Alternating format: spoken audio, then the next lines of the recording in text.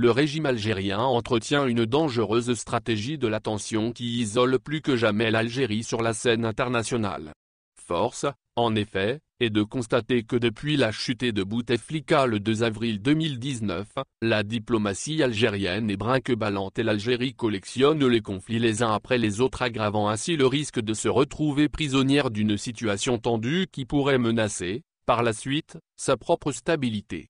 Avec le Maroc, la guerre froide a pris une dimension encore plus inquiétante et dramatique depuis l'accession d'Abdelmadjid Tebboune au pouvoir.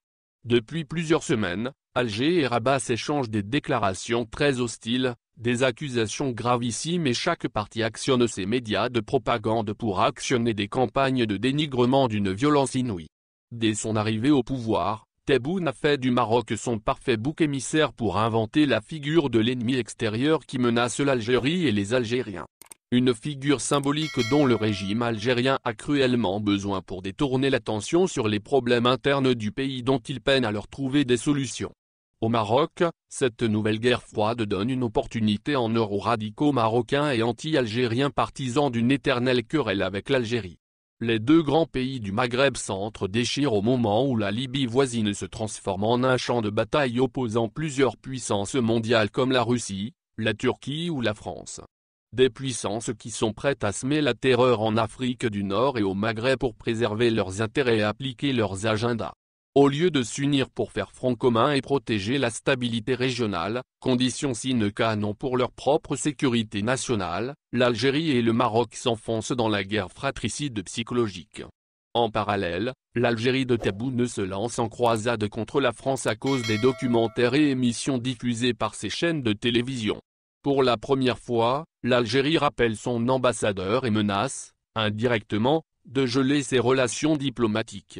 Rien que cela, exposé au danger d'une véritable faillite financière à cause de la paralysie économique provoquée par la pandémie du Covid-19, l'Algérie de Tebboune trouve le temps nécessaire pour se disputer avec la deuxième puissance européenne après l'Allemagne. Quelle intelligence tactique! La France abrite tout de même le siège du Club de Paris, ce groupe informel de créanciers publics qui trouve des financements au pays en crise financière. Demain, l'Algérie, après avoir épuisé ses réserves de change, devra s'endetter. Et qui va prêter de l'argent à un pays qui se dispute régulièrement avec ses voisins ou les puissances régionales.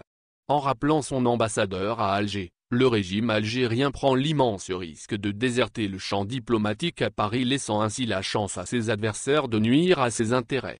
Et les intérêts de l'Algérie en France sont tout simplement stratégiques. Une communauté de plus de 2 millions de résidents, sans compter le nombre impressionnant des Franco-algériens et les Français d'origine algérienne, représentant une capacité potentielle de transfert de 2 milliards d'euros vers notre pays, des réseaux commerciaux importants car la France représente le deuxième client des importations algériennes à l'étranger après l'Italie, bref, la France constitue un enjeu stratégique majeur pour l'Algérie. Chaque dirigeant algérien est conscient de cette réalité depuis de longues années. Mais depuis la prise de pouvoir par Gaïd Salah et l'accession de Tebboune au palais présidentiel, il semble que la boussole de la diplomatie algérienne est totalement en panne. Toujours en Europe, l'Algérie entretient depuis plusieurs semaines des relations empoisonnées avec l'Espagne, son premier client en matière d'exportation du gaz naturel. Depuis le début du mois de janvier passé, l'Espagne tente de faire résonner l'Algérie en renégociant les prix des contrats gaziers qui lient les deux pays à la lumière de la chute des prix du gaz naturel sur le marché mondial. L'Algérie a refusé catégoriquement et fermé toutes les portes de manière inamicale.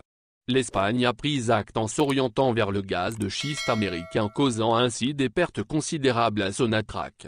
Celle-ci sera, d'ailleurs, poursuivie en arbitrage international par de grosses sociétés espagnoles dont Naturgy Energy Group.